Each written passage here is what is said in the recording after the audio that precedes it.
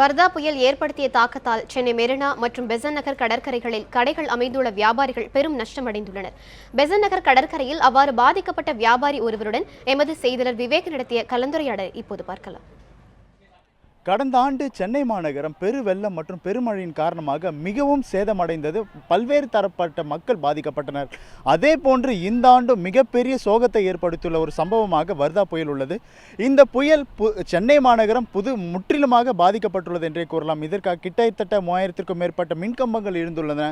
மேலும் பல ஆண்டு காலம் மரங்கள் விழுந்துள்ளன. கிட்டத்தட்ட 2000க்கும் 3000க்கும் மேற்பட்ட மரங்கள் ஒவ்வொரு இடங்களிலும் விழுந்து கிடக்கின்றன. இந்த நிலையில் தற்போது நாம் இருக்கும் இந்த இடமானது பெசன்ட் நகர் கடற்கரை. இந்த கடற்கரையில் இருக்கும் சிறு சிறு கடைகளான 200க்கும் மேற்பட்ட கடைகள் முற்றிலுமாக சேதமடைந்துள்ளன.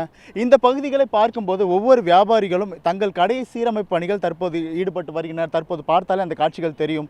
அதே போன்று பிரதான சாலைகள், அதாவது பெசன்ட் நகரில் இருக்கும் பல்வேறு இடங்களில் போக்குவரத்து முற்றிலுமாக பாதிக்கப்பட்டுள்ளது.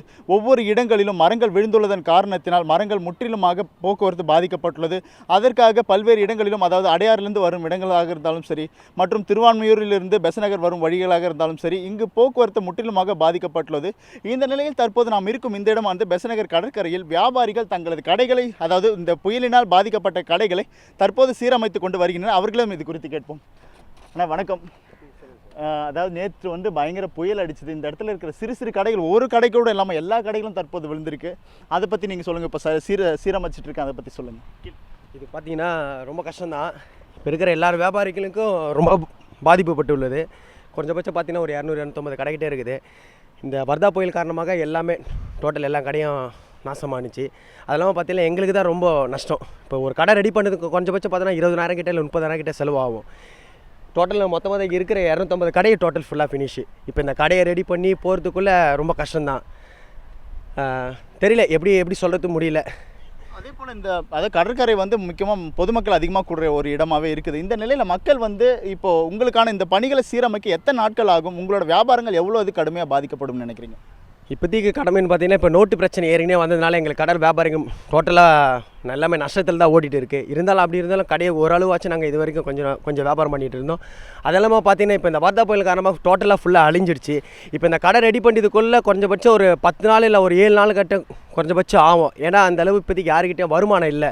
இப்போ இந்த கடையை இப்போ நாங்கள் இந்த ரெடி பண்ணி போனோன்னா குறைஞ்சபட்சம் யாருன்னா கடை வாங்கி தான் எல்லாம் கடையை ரெடி பண்ணி போனோம். ஏன்னா இங்கே இருக்கிறவங்க எல்லோரும் கடை வாங்கி தான் ரெடி பண்ண முடியும். டோட்டலாக பார்த்தீங்கன்னா பேனர் ரெடி எக்கச்சக்கமான செலவு இருக்குது. இருந்தாலும் அது ரெடி பண்ணுறதுக்குள்ளே கொஞ்சம் 10 நாள்கிட்ட ஆகிடும். கடை ரெடி பண்ணுறதுக்குள்ளே மீண்டும் வரணும் கொஞ்சம் கஷ்டம் தான் எங்களுக்குள்ளே. ஏன்னா அப்போ தான் மக்கள் அப்போ தான் உள்ளே வர ஆரம்பிப்பாங்க.